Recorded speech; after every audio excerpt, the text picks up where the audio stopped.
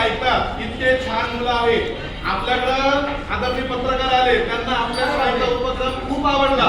इथे जे पालक आले त्यांना सुद्धा खूप उपक्रम आवडला. म्हणजे काय, नवले शाळा नंबर 1 आहे पुणे महापालिकेमध्ये.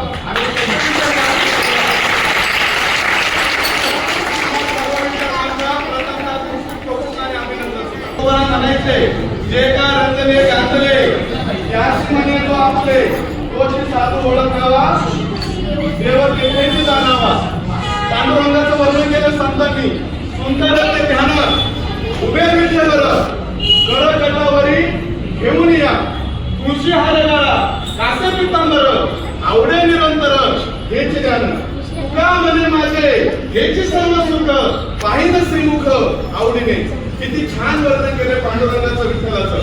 जगातल्या कुठल्याही धर्मापेक्षा पंथापेक्षा कुठल्याही विचार प्रवाहापेक्षा सगळ्यात सुंदर जो विचार प्रवाह आहे तो आपला वारकरी संप्रदाय आहे.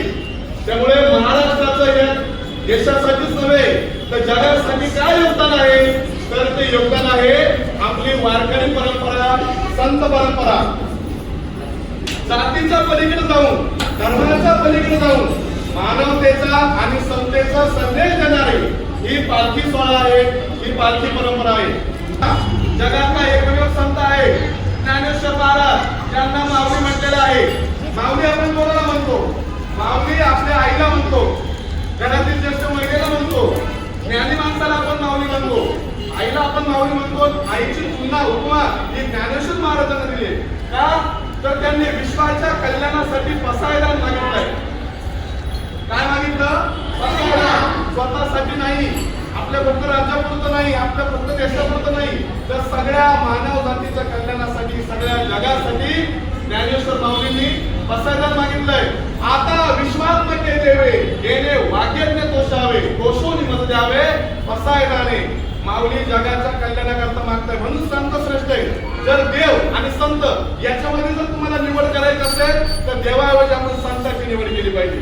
देवांचं श्रेष्ठत्व संतांमुळे आहे. म्हणून संत या सगळ्या वारकरी संप्रदायाचा पाया आहे. म्हणून तुकोबा राज आपल्याला फार चांगली शिकवण देतात. ते काय म्हणतात?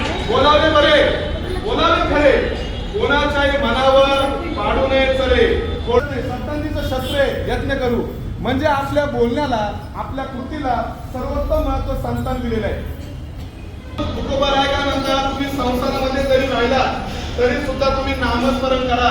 कुठल्याही तुम्हाला हिमालयात जायची गरज नाही, मोठ्या कडाकपारांमध्ये जायची गरज नाही, रोज काय डोक्याला भांडरा लावायची गरज नाही किंवा आयुष्यभर तुमचं वर्षभर वारीमध्ये जायची गरज नाही. हरी हरी हरी मंत्र शिवाचा मनतीचे वाचा. तुम्ही प्रेम भावनेने तुम्ही काय केलं पाहिजे? ईश्वराची पूजा केली पाहिजे. त्यामुळे तुम्ही संसार करावा, नेमका संसार करून परमार्थ करायचा आपल्याला. आणि ह्या संतांनी महाराष्ट्राची जी काही आपली सांस्कृतिक परंपरा आहे किंवा पुरोगामी जो महाराष्ट्र आपण ज्याला म्हणतो त्याचा सगळ्यात मोठा पाया आणि सगळ्यात मोठं श्रेय संतांना जातं. म्हणून आताची पंढरपूरची वारी ज्या पालखी निघालाय, आळंदीवरून पालखी निघते, देहूवरून पालखी निघते आणि कुठे भेटायला जाते ती?